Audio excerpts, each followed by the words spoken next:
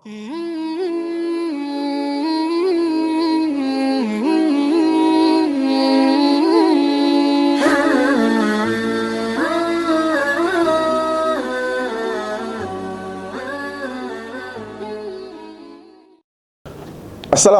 warahmatullahi wabarakatuh. Waalaikumsalam warahmatullahi wabarakatuh.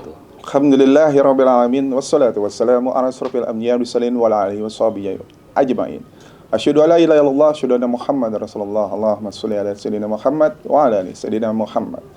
Alhamdulillah kita bertemu kembali pemirsa Al-Araf TV. Insyaallah di sini akan kita bahas tentang tema yang baru.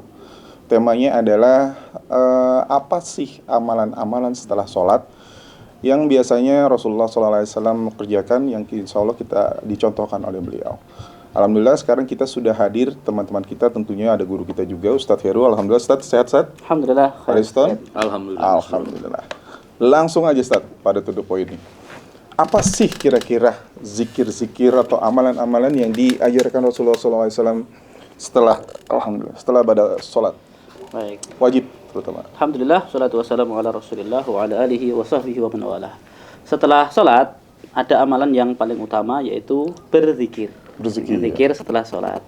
Tentu zikir-zikir yang maksur dari Nabi itu sangat banyak sekali.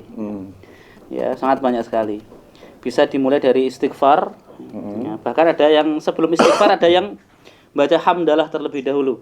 Ya, alhamdulillahirabbil alamin, karena merasa sudah selesai dari sholat, maka dia menutup sholatnya dengan ucapan apa? Alhamdulillah. Sebagai bentuk rasa syukur kepada Allah bahwa Allah sudah memberikan kemudahan bagi dia untuk mengerjakan sholat dari awal sampai akhir, ya, dengan segala keterbatasan dan kekurangan yang dia lakukan. Nah, setelah alhamdulillah memuji Allah, ya dia kemudian beristighfar. Istighfar, mohon ampun kepada Allah, ya astaghfirullahalazim. Kalau mau lengkap, ya astaghfirullahalazim alladzi la ilaha illa huwal hayyul qayyum wa atubu ilaih. Dibaca 3 kali. Kita beristighfar, mohon ampun kepada Allah, karena di dalam pelaksanaan sholat kita itu mesti banyak kekurangannya. Ya, selain kita memohon ampun atas segala kekurangan saat pelaksanaan sholat, juga kita beristighfar, mohon ampun atas segala dosa yang kita lakukan. Ya, astaghfirullahalazim alladzi la ilaha illa huwal hayyul qayyum wa atubu ilaih. Kemudian dilanjutkan dengan apa? La ilaha illallah wahdah la syarikalah lahul mulku wa lahul hamdu wa huwa ala kulli syai'in qadir. Itu juga dibaca 3 kali. La ilaha illallah wahdah la syarikalah lahul mulku wa lahul hamdu wa huwa ala kulli syai'in qadir. Itu kalimat apa? Tauhid, ya. Itu sebaik-baik zikir kan, afdhalul zikri apa? La ilaha illallah gitu. Bahkan itu juga bisa menjadi sebaik-baik doa, tapi pada momen ketika orang wukuf di Arafah, atau pas hari Arafah, ya, pas hari Arafah itu sebaik-baik doa yang dibaca oleh Nabi dan para nabi terdahulu itu la ilaha illallah wahdah la syarikalah lahul mulku wa lahul hamdu wa huwa ala kulli syai'in qadir. Setelah itu boleh lanjut dengan Allahumma antas salam wa minkas salam, terus tabarak rabbana wa ta'ala ya dzal jalali wal ikram. Terus boleh dengan zikir-zikir lain. Misalnya Nabi juga ngasih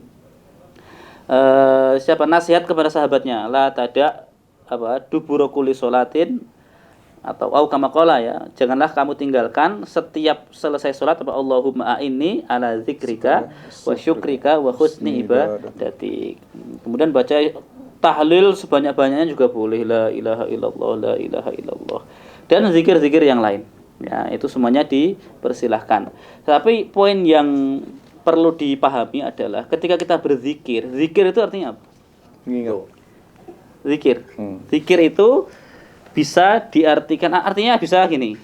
Zikir itu ada tahapannya, ada tingkatannya, ya. Tahapan yang paling dasar itu arti zikir itu menyebut siapa? Allah kan. Meskipun kamu nggak ingat. Waduh.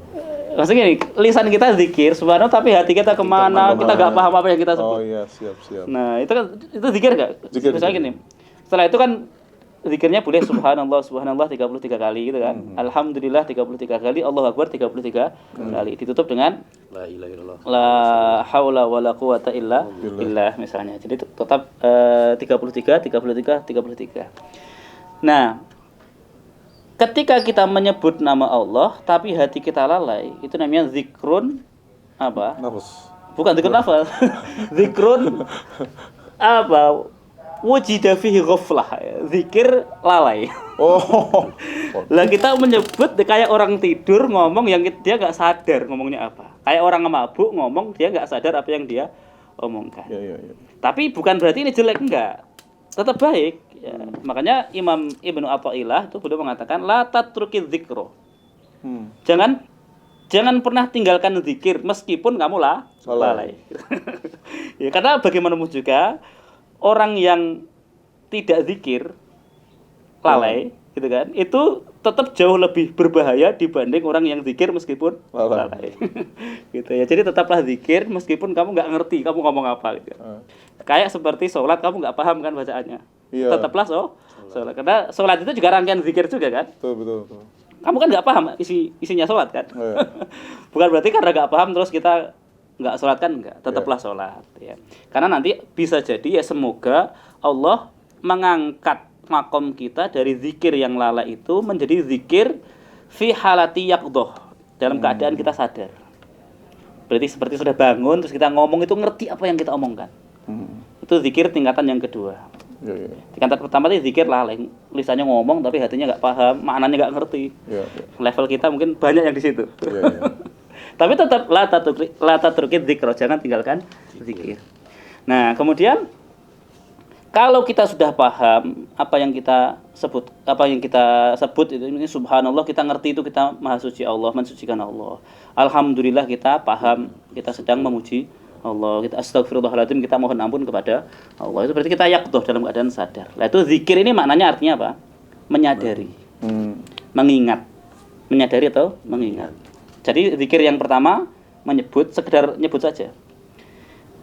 Ya ayyuhalladzina amanu dzkurullaha dzikran katsiran. Sebutlah Allah sebanyak-banyaknya. Meskipun kamu enggak ngerti. Konsepnya itu. Pokoknya sebut sebanyak-banyaknya meskipun kamu enggak ngerti.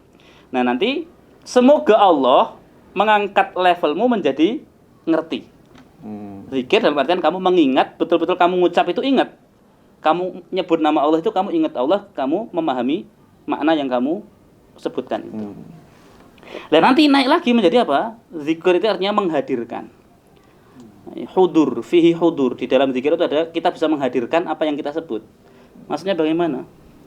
Ketika kita zikir baca Quran misalnya ya, kita menyebut Allahumma inna nas'aluka ridhoka wal jannah. Nah, kita minta surga. Jadi seakan-akan kita melihat apa? Surga. Terus kita bahagia membayangkan keindahan surga. Terus kita meminta perlindungan dari neraka, itu seakan-akan neraka hadir di depan mata kita. Itu zikir yang sudah maqam hudur tadi. Di dalam hatinya menghadirkan yang mazkur, yang disebut itu di dalam hatinya. Ketika dia menyebut nama Allah, dia membayangkan atau menghadirkan keagungan Allah Subhanahu wa taala. Dan ini makomnya orang-orang yang innamal mu'minuna alladzina idza dzukirallahu wajilat qulubuhum. Begitu disebut nama Allah hatinya bergetar. Itu makomnya sudah tinggi. Gitu. Nah, baru yang terakhir zikir artinya melupakan.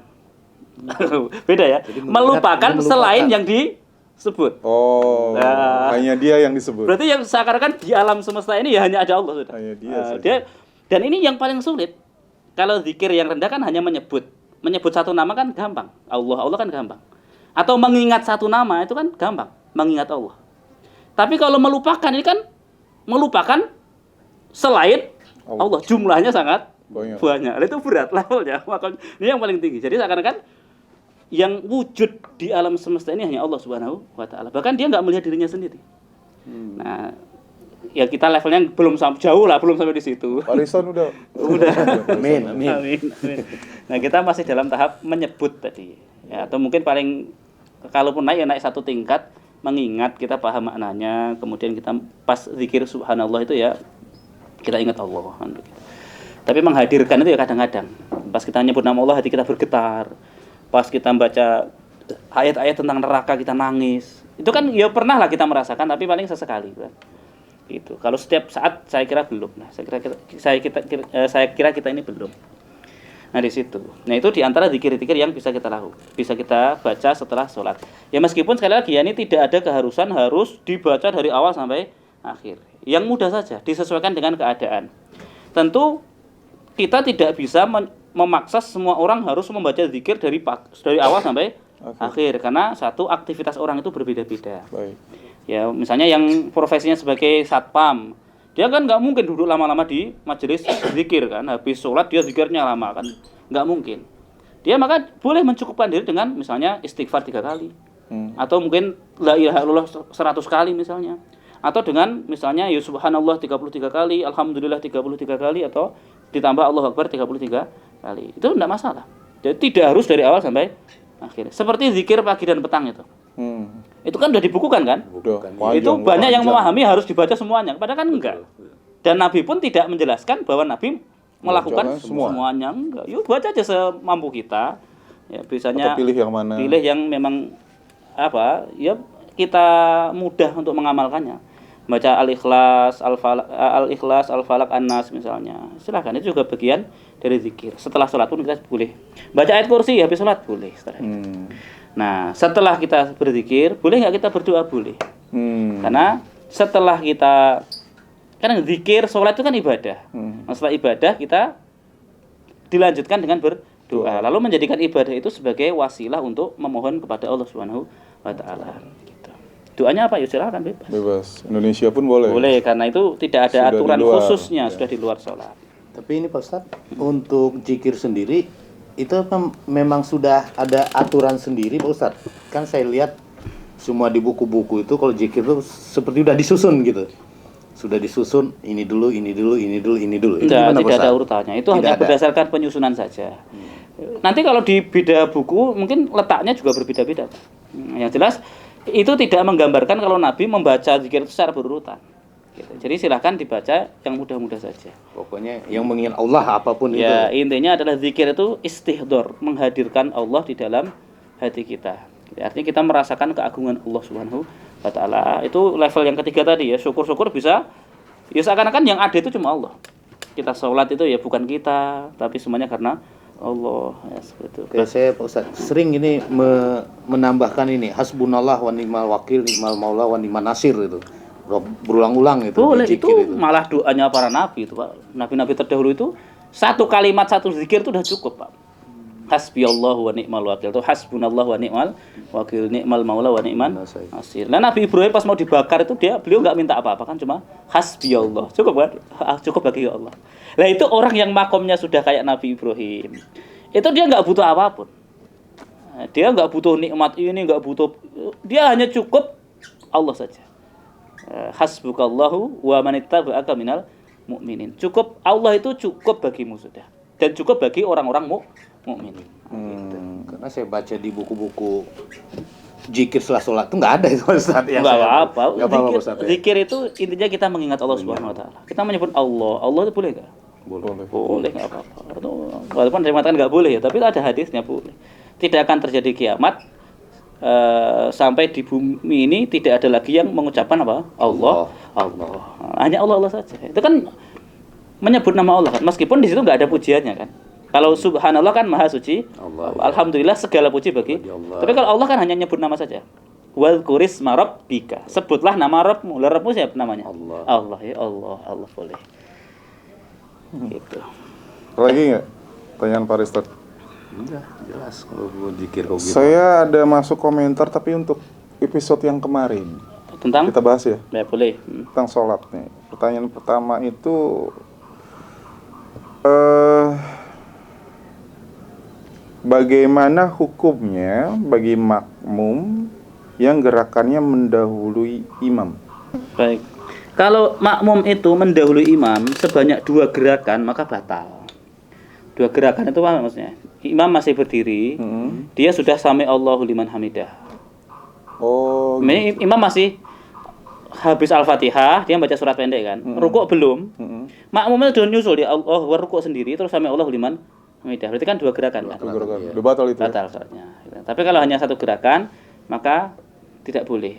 Sebenarnya kode gerakannya itu pada saat mana sih, Ustaz? Contohnya pas takbir Allahu Akbar.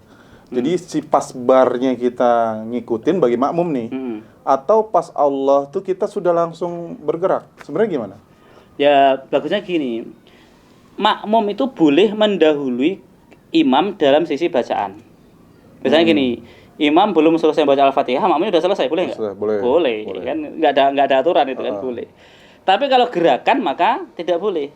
Maka dari sini imam itu harusnya memperhitungkan ataupun berhati-hati supaya gerakannya itu tidak didahului oleh makmum. Betul. Caranya bagaimana? Caranya adalah imam itu gerakannya duluan baru bacaannya. Jadi ibarat gini, sudah begini dia baru Allahu Akbar. Nah, itu boleh. Atau Allahu Akbar misalnya. Betul. Nah, tapi kalau makmumnya dia nggak paham, maka boleh imam sudah begini duluan terus imamnya baru Allahu Akbar. Itu boleh, nggak apa-apa. Supaya tapi dengan niat tadi supaya imam tidak didahului oleh makmum. Sama seperti pas perpindahan mau ruku, imam udah ruku duluan baru Allahu Akbar. Itu boleh. Supaya tadi lagi-lagi makmum tidak mendahului imam. Karena kalau dia imam ini langsung mengucapkan Allahu Akbar, terkadang gerakan makmum itu lebih cepat. Nah, betul. Itu dia. Apalagi kalau imamnya mohon maaf ini sudah sepuh misalnya. Betul. Allah, apalagi pas bangkit dari sujud kan. Karena kan ada istirahat tuh, Tat. Karena suka ada istirahat dulu tuh. Nah, ya makanya Allahu Akbar, apalagi misalnya imamnya udah sepuh, dia Allahu Akbar tapi masih bangkitnya pelan-pelan. Lah makmumnya masih muda-muda terus set gitu kan, kayak kedahuluan. Kadang saya juga nemukan begini, mohon maaf. Ada imam yang dia tunggu tumaninah, dianya tunggu tumaninah, maksud posisi tumaninah. Tapi Allahu Akbarnya itu dilakukan jadi lama. Allahu Akbar. Tapi dia udah tumaninah. Karena saya sering berimam ke dia, saya dahulukan dengan duduk istirahat dulu baru saya naik gitu maksudnya. Ya nggak apa. Intinya kan jangan mendahului imam. Udah pokoknya di situ aja. Mau imamnya Allah dipelamain misalnya dipanjangin. Nah, yang penting jangan sampai makmum mendahului imam. Oh, kuncinya di situ ya? Ya, pokoknya baru batal kalau mendahului dua gerakan. Baik. Pertanyaan berikutnya nih ada masuk yang untuk kemarin. Pentingkah meluruskan dan merapatkan saf? Dan apa hukumnya bagi yang melalaikan? Ya penting, kan salah satu kesempurnaan sholat itu dengan lurusnya shaf. Imam suka ngomong kan itu? Iya kan, biasa. Ya memang tugas imam kan sebelum memulai sholat kan merapikan barisannya dulu kan. Kalau ada shaf pertama yang belum penuh ya suruh menuhi dulu. Kalau misalnya masih renggang-renggang terlalu jauh ya disuruh merapatkan.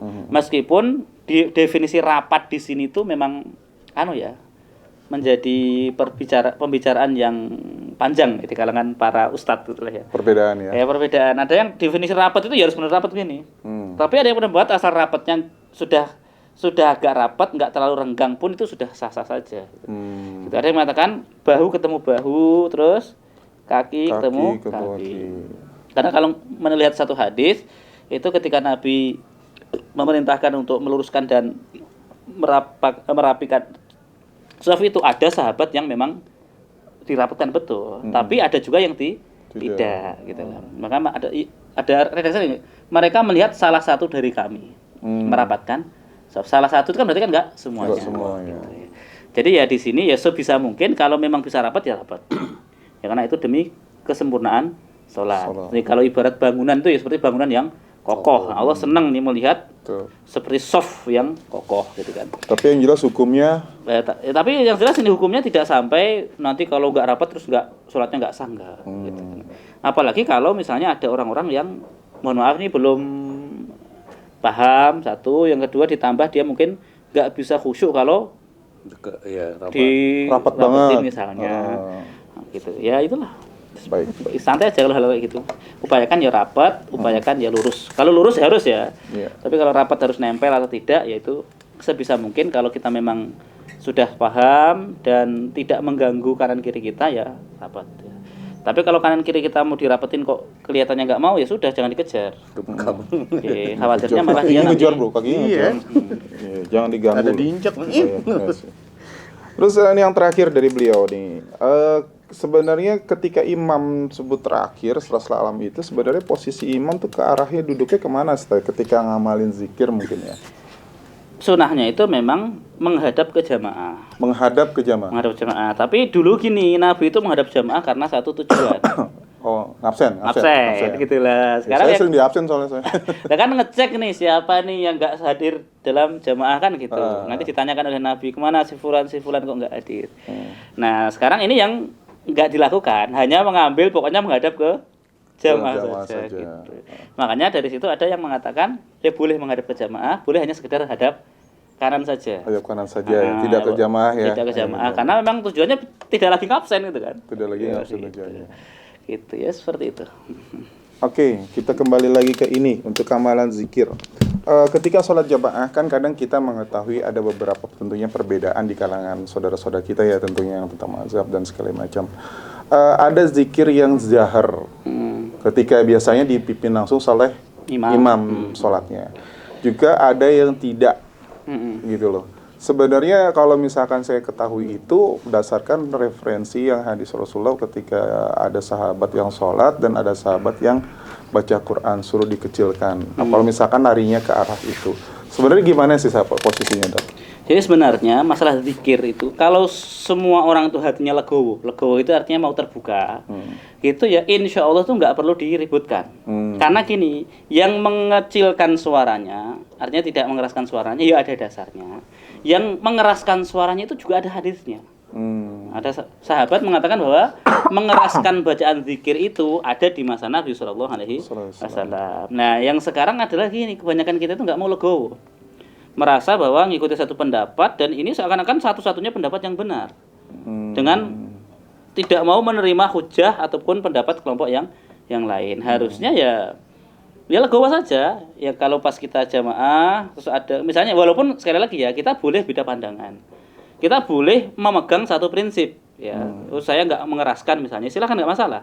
Tapi jangan sampai kemudian kita menganggap bahwa yang mengeraskan itu kemudian misalnya ahlu bid'ah atau menyelisihi sunnah Nabi. Ya jangan segitu-gitunya gitu kan. Wong ada dasarnya juga kan.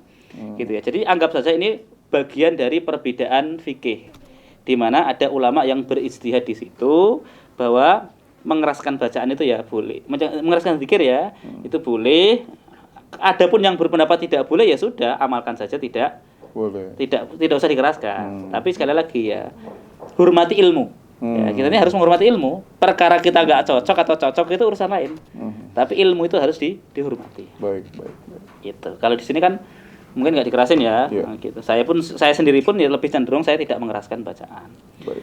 Gitu. Kecuali di momen-momen saya ngajari santri-santri misalnya, itu pun biasanya setelah selesai sholat baru itu zikir pagi dan petang misalnya. Itu memang dikeraskan. Oke, Pak ada lagi nggak? Cukup ya. Alhamdulillah pemirsa juga di sini belum ada lagi. Pemirsa silakan untuk masalah zikir ini bisa tolong di komen, diisi di dalam kolom komentar. Barangkali pertanyaan itu apa? Yang jelas insya Allah kami akan mencoba menjawab, barangkali bisa terjawab. Sekali lagi terima kasih pemirsa Al-Araf TV, semoga semua ini bisa bermanfaat. Ustadz terima kasih atas kehadirannya, Pak Rizwan terima kasih. Semoga kita bisa ke depan lebih baik lagi untuk memberikan sajian bagi pemirsa semua. Dan tolong bantu kami dengan segala macam aktivitas ini, tolonglah dibantu dengan subscribe, like, share. Dan tentunya jangan lupa tonton. Terima kasih. Assalamualaikum warahmatullahi wabarakatuh. Waalaikumsalam warahmatullahi wabarakatuh.